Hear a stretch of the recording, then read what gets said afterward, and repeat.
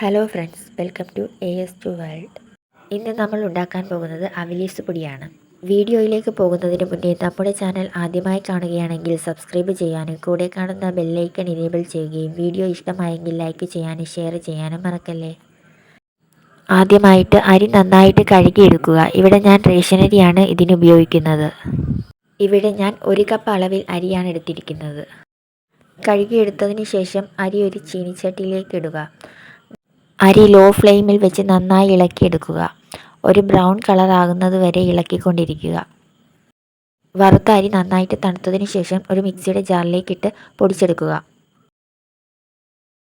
ശേഷം അതിലേക്ക് ആവശ്യത്തിന് ശർക്കരയും ആവശ്യത്തിന് തേങ്ങയും ചേർത്ത് പൊടിച്ചെടുക്കുക. ഇവിടെ ഞാൻ മീഡിയം സൈസ് സ്പൂണിന് 3 സ്പൂൺ അളവിലാണ് ശർക്കര ഇടുന്നത്. ഈ സ്പൂണിന് തന്നെ 2 സ്പൂൺ അളവിൽ തേങ്ങയും ചേർക്കുന്നു.